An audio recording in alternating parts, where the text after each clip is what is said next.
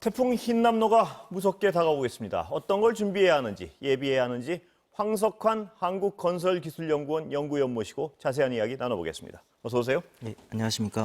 예, 앞서 여러 차례 부분 설명을 했지만요. 이 흰남노 일단 강도가 어느 정도인가요, 이 정도면?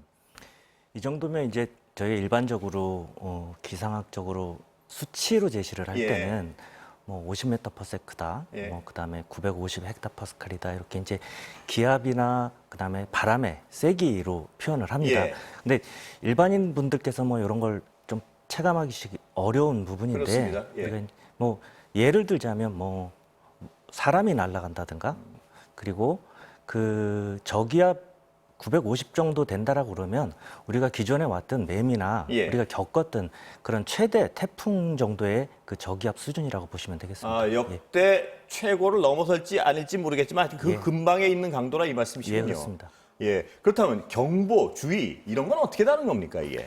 그러니까 태풍은 그 세 가지 정도의 그 복합 재난 재해가 지금 예. 섞여 있습니다. 뭐냐면 바람하고 그다음에 비하고 그다음에 파도가 높아지는 예. 부분들입니다. 그래서 그것도 이제 우리가 뭐 전문적으로 얘기하자면 되게 좀 어려운 말이고 예. 쉽게 설명을 드리면 바람 같은 경우에는 우리 그 간판이 날아가는 정도 예. 요 정도에서 이제 태풍 경보가 내려진다고 보고요. 예.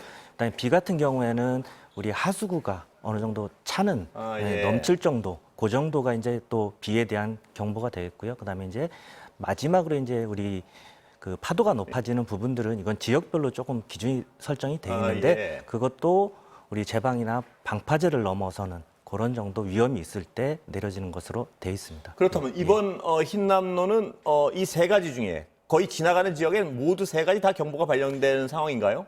그렇습니다. 이번 예. 그 흰남노 같은 경우에는 바람도 그렇고 비도 그렇고 그다음에 그 저희가 그 10m까지 올라갈 수 있다라고 지금 예보가 된 그 예. 파도의 높이까지 아주 세 개 모두 다 위험한 지금 상태입니다. 그럼에도 불구하고 지역에 따라서 어느 지역은 바람, 어느 지역은 비 이렇게 좀 다른가요? 위험도가?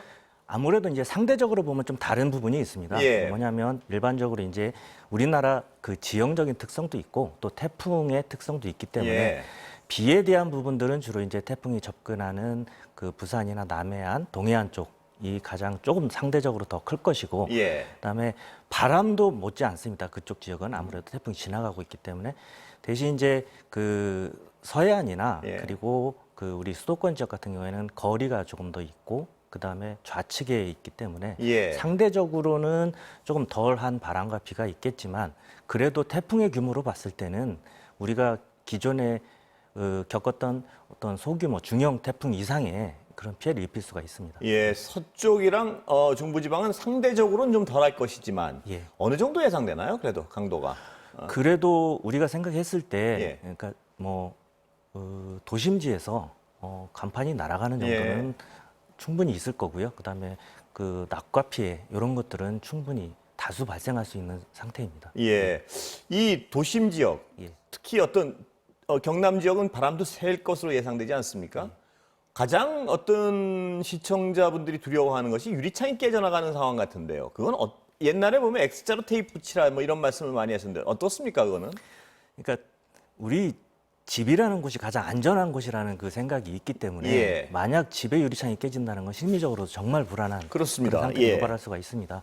그렇기 때문에 이제 과거에 유리창이 깨지는 거를 이제 막기 위한 그런 거에 초점을 맞추다 보니까 그렇게 X자로 붙여서 유리창이 뭐 비산되지 않거나 이런 예. 쪽으로 유도를 했었는데 실제로 공학적으로 보면 유리창이 이제 예전보다는 커지지 않았습니까? 예. 그렇기 때문에 이게 흔들림에 의해서 비틀어짐 이런 거에 의해서 이제 우리가 얘기하는 파괴가 일어나기 때문에 예. 요즘에는 가능하면 그런 걸 붙이는 특히 그런 걸 또 붙이다가 사고가 날 수 예. 있으니까 유리창 자체가 이제 흔들리는 거를 방지해주는 그런 쪽으로 지금 유도하고 있습니다. 예. 그럼 어떻게 해야 되나요, 구체적으로? 가장 좋은 방법들은 이제 유리창이 안 흔들리려면 예. 유리창을 흔들리지 않게 고정시켜줘야 되는 예. 거거든요. 그렇기 때문에 유리창을 열었다 이제 닫았다 할 때 하는 그 레일 같은 데 틈이 있지 않습니까? 예, 예. 그런 부분을 신문지나 아니면 조금 어떤 그 고정할 수 있는 물질로 단단하게 지금 메꿔주시면 유리창이 흔들리는 걸 방지할 수 있습니다. 틀 부분을 예. 단단하게 뭐든 예. 예. 뭐 고정을 시켜도 좋고 하여튼 뭘 끼워놓고 예, 좋고. 예, 그렇습니다. 근데 이 X자는 할 필요가 없는 건가요? 옛날하고 달리 그럼? X 그 테이프로? X자 자체가 실제로 유리창이 파괴가 됐을 때 우리가 어느 정도 이제 그 현관에 있는 그런 정도의 유리창이라면 예. X자를 붙여도 실제로 큰 효과는 없습니다. 그렇습니까? 그렇기 때문에 예. 실제로 그거의 효과 대비 오히려 더 위험을 감수할 필요는 없기 때문에 예. 아예 이제 유리창 자체를 고정시키는 것이 가장 효과적입니다. 실질적으로 과거에 그거 붙이다가 돌아가신 분도 생기고 피해가 예. 있었었죠? 예, 있었습니다. 그 붙이는 시점에 깨져가지고 예, 그렇습니다. 과다출혈로 예, 돌아가신 예. 사안이 기억나는데요. 예, 예. 차량 운전하고 있을 경우 막 뒤집히기도 하는데 이 정도 강도면 그것도 위험한 상황이죠? 예, 그렇습니다. 특히 차량은 요즘에 이제 저희 그 도로 사정이 좋아지다 보니까 과거와 달리 그 교량으로 많이 설계를 하고 예. 그다음에 교량으로 돼 있는 구간이 많습니다. 그리고 또 하나가 이제 터널 구간이 많고요. 예. 그러다 보니까 터널에서 나올 때 아. 그 바람의 차이에서 차가 전복이 되거나 예. 아니면 운전 교양이 안 되는 수가 있습니다. 그래서 이런 부분들이 상당히 당황스러울 수 있고 두 번째는 교량 구간은 실제로 높은 곳에 있고 이 열려 있는 공간이다 예. 보니까 실제 운전할 때 상당히 흔들릴 수가 있습니다. 예. 예. 그렇다면 예. 어떤 주의를 해야 되나요? 가장 중요한 거는 속도를 줄이는 것입니다. 예. 그러니까 그 기준 그 우리 속도가 있다고 하더라도 가능하면 바람이 분다 싶으면 우리가 얘기하는 최저 속도 이하로 줄여서 운행을 하시든가 아니면 좀 정차를 하셔서 예. 조금 기다려서 잦아든 이후에 운행을 하시는 것이 가장 좋은 효과. 정차를 예를 들어서 너무 바람이 세서 다리 위에 정차를 했다. 거기서 내리는 것보다는 안에서 기다려야죠, 당연히. 예, 그렇습니다. 사람 몸 자체가 더 날아가기가 쉬울 테니까요. 예, 그렇습니다. 예. 그러면 농작물 피해 같은 건 어떻게 지금 좀 줄일 수 있을까요? 지금 걱정이 많을 텐데요. 지금 태풍 예보가 계속 며칠 전부터 나왔기 때문에 농작물 피해에 대한 부분들은 많은 부분 또 손을 쓰셨을 거라고 예. 생각을 하는데 가장 중요한 부분들은 농작물 피해가 완벽하게 막을 수는 없습니다. 그렇기 때문에 지금 상태에서 나무 그러니까 결국 농작물에 있는 과실수들이 예. 부딪히거나 떨어지는 게 문제이기 때문에 그것들을 고정시켜 주거나 그다음에 그물망 같은 걸로 해서 이것들이 전복되거나 서로 부딪히는 예. 이런 일들이 없도록 그런 대책들이고요. 나머지 이제 또 하나가 이제 비닐하우스 이런 부분들이 예. 있습니다. 이런 부분들도 오히려 이제 너무 이 개폐 그러니까 폐쇄시켜 놓다 보면 바람에 의해서 바람 그 저항력을 더 많이 받을 수 있기 때문에 예. 이런 부분은 바람의 정도에 따라서 조금 개폐 정도를 판단하셔서 좀 그 조절하실 필요가 있고요. 가장 중요한 거는 일단 태풍이 근접했을 때는 예. 피해가 예상되더라도 어떤 조치를 위한 그 행동들은 좀 삼가해 주시는 것이 가장 중요하겠습니다. 예. 저번 비 많이 왔을 때 차에 있다 막 갇혀서 위험하기도 하고 했는데 차가 침수되기 시작했을 때는 어떻게 하는 게 가장 안전한 건가요?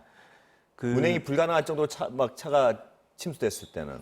그 차량 침수를 경험해 보신 분들이 상당히 많지는 않습니다. 예. 그렇기 때문에 대부분 차량 침수를 처음 겪으시기 때문에 그런 부분들이 가장 판단이 어려우실 겁니다. 도대체 이 어느 순간에서 그렇습니다. 지금 예. 이게 지금 어느 정도 위험인지 그렇기 때문에 그 저희가 봤을 때는 그 차량 바퀴 이 정도를 넘어선다라면 예. 그러니까 중심선을 넘어선다라면 바로 정차를 하시고 대피를 하는 게 가장 안전한 방법입니다. 정차하고 차 놔두고 그 자리에 예, 그렇습니다. 빨리 대피하는 예. 게 가장 예. 그렇다면 물이 막 허리 이상 잠겼을 때 그때도 역시 빨리 대피하는 게 가장 최선이겠죠. 차 위에서 기다린다 하는 것보다 어떻습니까? 그렇습니다. 어찌됐든 그 도심지 같은 경우에 그런 침수심이 깊어지기 때문에 예. 가장 그 상황이 된다라면 우리가 차에서 탈출을 했다라면 차에 대한 생각은 버리시고 그 옆에 있는 건물이든 2층, 3층 가급적이면 침수가 안 되는 예. 그런 가까운 건물로 이동하시는 게 가장 효과적입니다. 잠깐 그 화상으로 다른 전문가, 다른 분야 전문가분 잠깐 말씀 좀 듣고 다시 여쭤보겠습니다. 알겠습니다. 예.